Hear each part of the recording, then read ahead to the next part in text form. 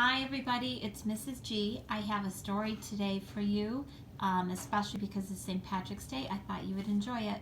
It's called The Leprechaun's Gold and was written by Pamela Duncan Edwards and illustrated by Henry Cole. A long time ago, before even your great-great-grandfather was born, there lived in a small village in Ireland a man known to everybody as Old Pat. Old Pat was a harpist, and a good one at that. Many a wedding was made more merrier by Old Pat and his harp. In the same village lived young Tom. Tom had learned how to play his harp from Pat, but now Tom thought himself a better harpist than Old Pat. He was much given to boasting and bragging and charging the villagers great amounts of silver for his skills. Old Pat was humble and willing to play his music for free for those he knew had not the means to pay. "Foolish old man," scoffed young Tom. "What use is a gift if not to make you rich?" Old Pat replied, "I am rich in friends, and that is enough."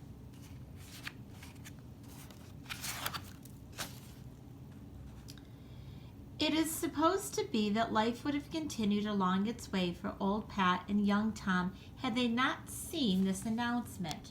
By order of the king, a harp contest to choose the finest harpist in Ireland at the royal palace. All may enter. "To be known as the best harpist in Ireland would be an honor indeed," said Old Pat. "Don't waste your time, old man," sneered Tom. "It's a young man like myself they'll be wanting." But Pat just shook his head and gathered his few meager things for the journey. "Aha," thought young Tom, "if we travel together, he may offer me some of his food, and that would save me a penny or two." And it was so on this night the two sat together by their fire twigs. They were footsore and weary from walking the many miles toward the royal palace. As they listened to Pat practicing for the contest, a sudden thought flashed through young Tom's mind. "I could lose to this ridiculous old man." So as Old Pat turned his head for a second, he snapped one of the strings on his harp. "I'm sorry for your trouble," he said to the old man, "but I have no string to lend you, for I might need it at the contest myself." Old Pat sighed. He had no money to buy a new string. The harping contest was as good as lost. Then suddenly through the darkness came a cry, "Help!" The two men shivered, for they knew tales of tricks played on poor travelers by villain leprechauns. "Surely it's the little people that's after us," whispered young Tom. But as the voice rose to a wail, Old Pat's kindness of heart proved stronger than his fear of leprechaun tricks. "We must find out who's in trouble," he cried to Tom. "Not I," declared young Tom. "I'll have nothing to do with it. I'll not take the risk of missing the contest." He turned his back to the voice and covered his ears. On shaking legs, Old Pat walked toward the sound of the voice. In a clearing, he saw a tiny man with his foot stuck down a rabbit hole. "Help me, sir," cried the little man. "I took off my shoes to rest my feet, and a rabbit has taken hold of my foot. Please help me." From deep in the burrow came the shrill laugh of the rabbit. "Let go, you rogue," the little man yelled down the hole. "I'll have you for dinner, you pesky bag of flea-ridden fur."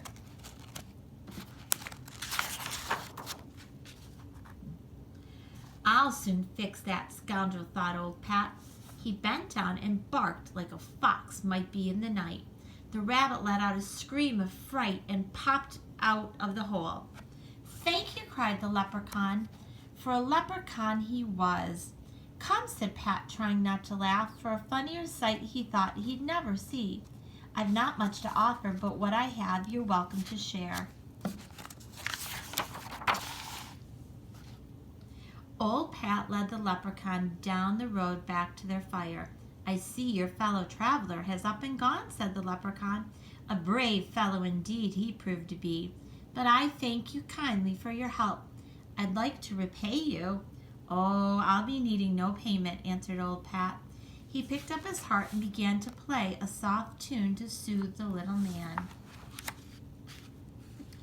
"You play very well," said the leprechaun, "but I'm thinking your harp is not in a good way." "I have a broken string," answered old Pat sadly. "I'm on my way to the harping contest, but I have no money for a new string, so now I will not win." "Ah," cried the leprechaun, "so you do want my gold." "No, indeed," cried old Pat, alarmed. He knew terrible things happened to those who searched for crocks of leprechaun gold. "Ah, but yes, I think it's so," answered the leprechaun firmly. Suddenly, old Pat's eyes got sleepy, and with a sigh he fell asleep. The leprechaun blew a silvery note on his whistle. Out of the forest came a band of little leprechauns, each carrying a bag. "He wants the gold," said the leprechaun. "You know what to do." The little men nodded solemnly as they clicked open their bags. When old Pat awoke the next morning, he looked around in fright, but the leprechaun was gone. "It's a lucky escape I've had," cried old Pat, as he picked up his harp case and set off for the royal palace. As old Pat reached the courtyard, young Tom took the stage, looking mighty pleased and confident. He began to play a sweet tune, but as if bewitched, the strings on his harp began to break. One by one they twanged and broke and twirled in the air until all lay dangling. Young Tom stared at his harp in horror, but then he knew. "Leprechauns," he muttered as he hung his head and shuffled from the stage. Now it was old Pat's turn. With sadness in his heart, the old man reached for his harp, but then his eyes widened in joy. Inside his bag lay a gold, glistening harp. The leprechaun's gold, old Pat thought. He lifted the golden harp and began to play. He played the most beautiful, merriest music that was ever heard. Though a wild tune it was, which filled people's hearts with joy and their lips with laughter. As the music seized their feet, the people began to dance. Soon the courtyard was filled with dancing, singing, and laughing. The other harpists knew that it was Pat's day and danced along with him. Even young Tom, who had learned a hard lesson, found generosity growing in his heart.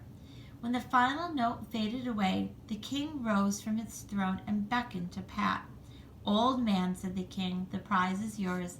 Never have I heard such beautiful music. You are awarded the title Royal Harpist of Ireland."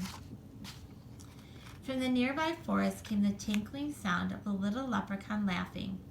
There are 16 clovers through this book. So friends, what I want you to do after you heard this book about leprechauns is to take a piece of paper, and I want you to write me the steps on how you would make a leprechaun trap. Don't forget, write them in order, 1, 2, 3, 4, 5. Don't forget your capitals and your period. And then make sure you read it to someone in your house.